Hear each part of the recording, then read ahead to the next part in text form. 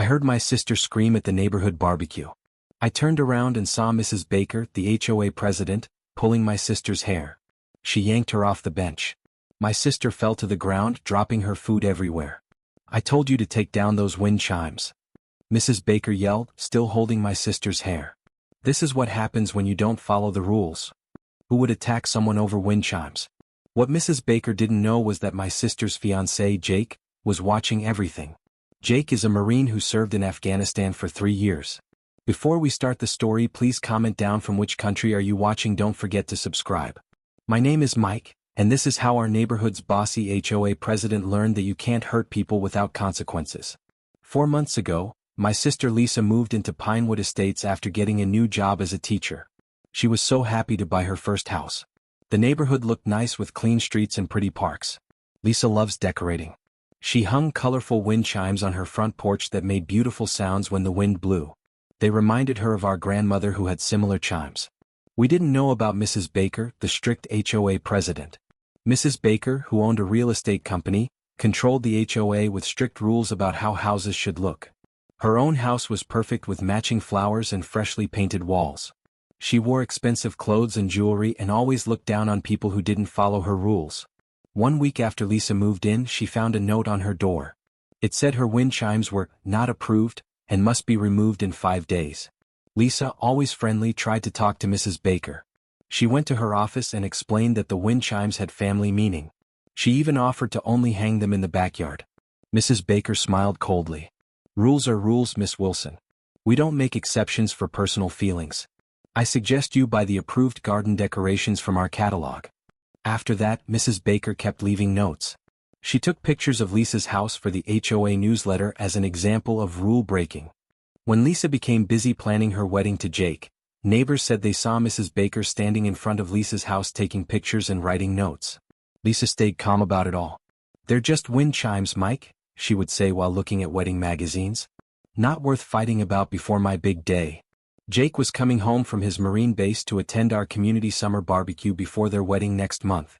He had been away for training and was excited to spend time with Lisa before the wedding. Jake Williams was different from the other men in our neighborhood. His military training made him alert and strong.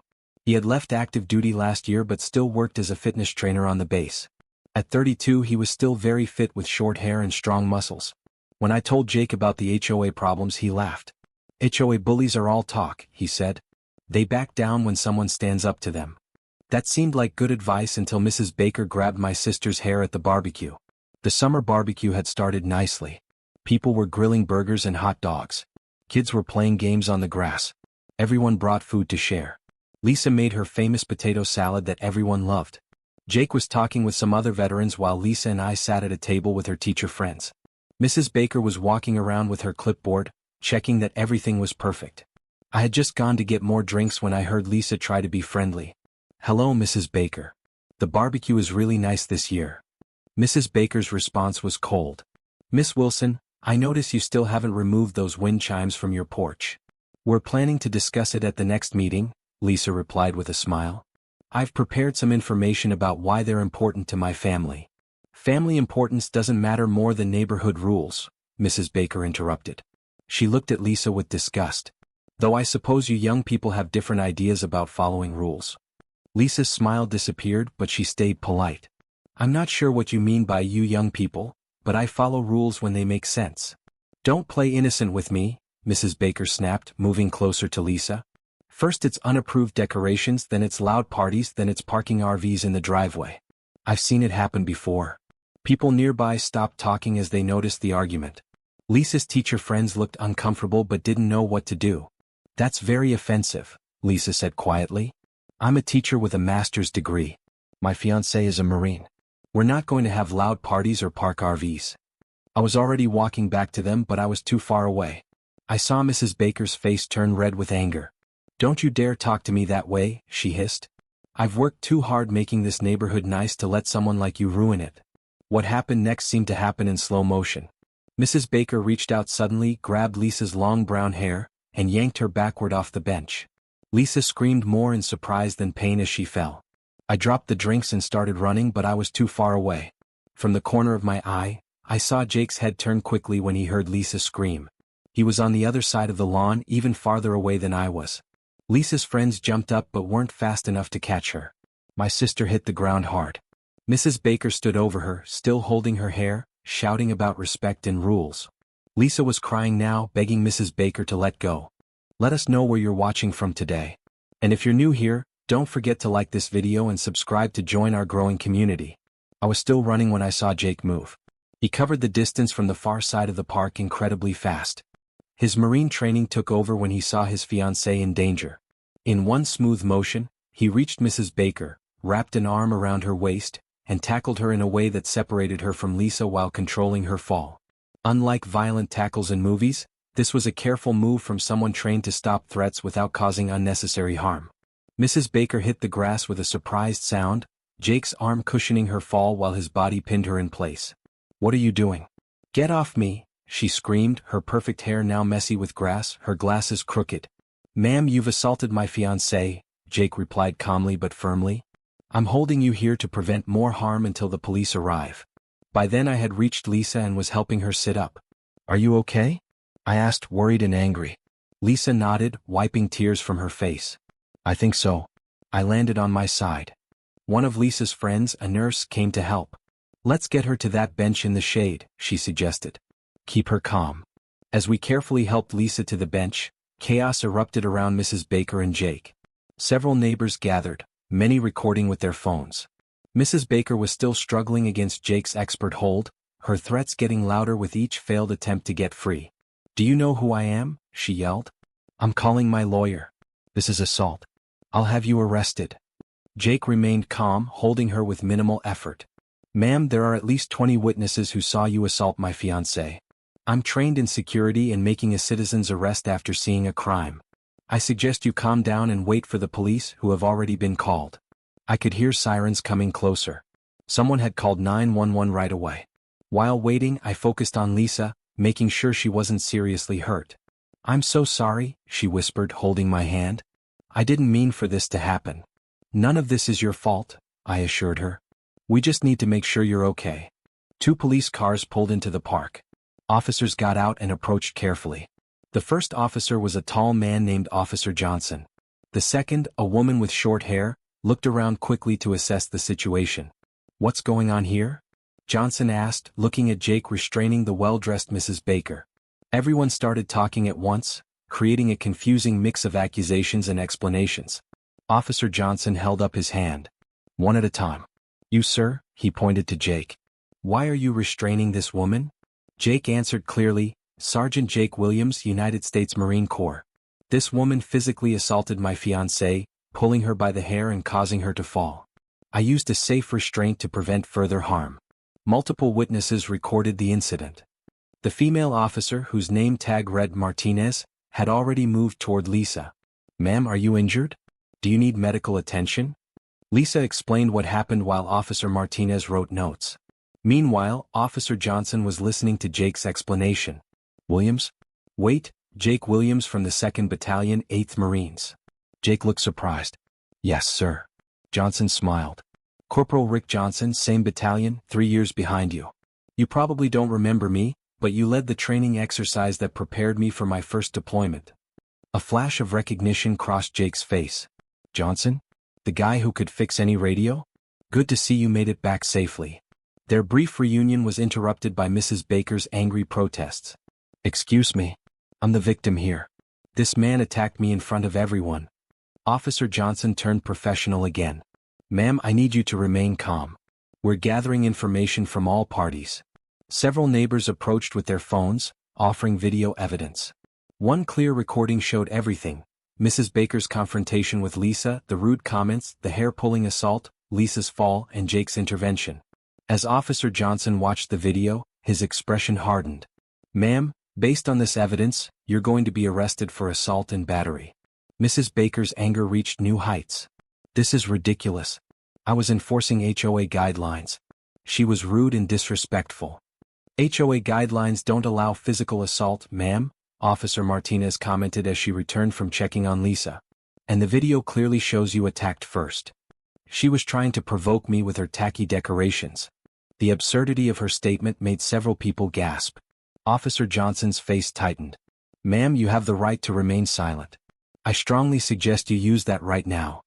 As Mrs. Baker was handcuffed and led to the police car, still complaining about neighborhood standards and property values, a paramedic arrived to check Lisa. They examined her thoroughly. Everything looks stable, the paramedic said. But given the fall, we recommend going to the hospital for an X-ray just to be safe. I nodded, concerned about possible injuries. We'll follow you there. Jake approached as we prepared to leave. I've given my statement. Do you want me to come to the hospital or stay here? Come with us, Lisa said immediately, reaching for his hand. And thank you. If you hadn't reacted so quickly. Jake squeezed her hand gently. I'll always protect you. Always. At the hospital, Lisa had X-rays and a thorough examination. Fortunately, she had only minor bruising and was released after a few hours of observation. As we sat in the waiting room while the doctor finished the paperwork, the adrenaline of the day finally wore off. I can't believe she did that, I said quietly. Over wind chimes. Jake's expression was serious. It wasn't about the wind chimes. You know that. I did know. Mrs. Baker's comments had shown her true feelings. The wind chimes were just an excuse for her to bully someone she didn't like. The question is, Jake continued, what happens now? That woman needs more consequences than just legal charges. The answer to that question began to unfold even before we left the hospital. News of the incident spread throughout Pinewood Estates quickly. The videos shared among neighbors found their way to local Facebook groups and eventually to a reporter from the Sarasota Herald who covered community news. By evening, the HOA board had called an emergency meeting and voted unanimously to remove Mrs. Baker from her position as president. By the following morning, a formal apology had been sent to Lisa, along with assurances that all complaints about her wind chimes had been canceled. Mrs. Baker was released on bail the next day, returning home to find her lawn decorated with dozens of small wind chimes, a silent protest organized by our neighbors. The temporary restraining order we'd been granted ensured she couldn't approach Lisa's home or contact her. The criminal case moved quickly. The multiple videos and witness statements left little room for defense. Mrs. Baker's lawyer tried to frame the incident as a momentary lapse in judgment due to HOA-related stress. But the judge wasn't impressed. HOA presidents aren't law enforcement, he noted during the hearing. They certainly aren't authorized to physically assault residents over decorations. Mrs. Baker eventually accepted a plea deal that included community service, anger management classes, and a permanent restraining order keeping her at least 500 feet from Lisa and her home. The most significant consequence, however, was social. The community that had once followed her rules now avoided her completely. 2 weeks after the incident, a newly formed HOA board held a community meeting to revise the neighborhood guidelines. The first amendment they proposed was the personal expression provision, which explicitly permitted reasonable decorations with personal or cultural significance, provided they were maintained in good condition. The provision passed unanimously. More meaningful changes followed. A community relations committee was established to review all HOA policies for fairness. The annual summer barbecue was renamed the Community Unity Festival, with residents encouraged to share foods and traditions from their backgrounds. Mrs. Baker put her house on the market a month later. The for sale sign had barely been planted when a moving truck appeared in her driveway. She left without saying goodbye to anyone, leaving behind a community already healing from her negative influence. Jake and Lisa postponed their wedding by 2 weeks, allowing time for Lisa's bruises to heal completely. During this time, Jake offered free self-defense classes for interested neighbors at the community center. The classes were particularly popular among women in the neighborhood, many of whom had their own stories of intimidation, though none as extreme as Lisa's. It's not about learning to fight, he explained during the first session. It's about showing confidence and setting boundaries. Most bullies, whether they're on a battlefield or in an HOA meeting, back down when they realize you won't be intimidated. The wedding was held in Lisa's backyard, under an arch decorated with wind chimes of all shapes and sizes. The gentle tinkling sounds provided a musical backdrop as they exchanged vows. I served as best man, and in my speech I couldn't resist a joke about Jake's protective instincts. I always worried about my sister finding someone who would truly have her back, I said, raising my glass. After the barbecue incident, I think we can all agree she found exactly the right man. As summer turned to fall, the wind chimes on Lisa's porch became something of a local landmark. Neighbors stopped to admire them, often sharing stories of their own decorations they'd been afraid to display under Mrs. Baker's reign. One elderly couple planted colorful flowers that reminded them of their homeland. A young family added a basketball hoop that Mrs. Baker had previously forbidden. A woman from Puerto Rico hung a beautiful hammock on her front porch. The Pinewood Expression Tour became a popular Sunday activity, with neighbors guiding each other through their homes and gardens, sharing the stories behind their personal touches. Lisa, now happily married to Jake, led many of these tours, her teaching skills making the experiences both fun and meaningful. When Jake returned to his marine duties after their honeymoon, he left behind a neighborhood transformed, not just by the absence of Mrs. Baker's strict rules, but by the presence of new connections between neighbors who had previously only waved politely in passing. 3 months after the incident, as I helped Lisa and Jake host a housewarming party, we stood on their porch listening to the wind chimes dancing in the evening breeze. "Sometimes I wonder if we should thank her," Lisa said thoughtfully. "Thank who? Mrs. Baker?" I looked at my sister in surprise. "Thank the woman who assaulted you?" Lisa shook her head. "What she did was wrong and I'll never forget it. But look what came from it." She gestured toward the neighborhood, where several houses now displayed personal decorations reflecting the diverse tastes of their owners. All of this was hidden. People were afraid to be themselves, to make their houses feel like homes. Now they're not. Jake put his arm around her shoulders. "From conflict to community," he said. "Sometimes that's how change happens." As we stood there listening to the gentle music of the wind chimes that had caused so much trouble, I reflected on how quickly things can change. One moment of violence had led to an outpouring of support. One person's meanness had accidentally created connection and understanding. And one HOA Karen pulling my sister's hair had learned that in our community, you don't mess with a Marine's fiancé, or with the right of people to make their houses feel like home. If you believe in justice and love seeing HOA Karens get what they deserve, don't forget to like this video and subscribe to our channel HOA Revenge. We post real-life HOA drama stories every day that you won't want to miss. Your support keeps us going.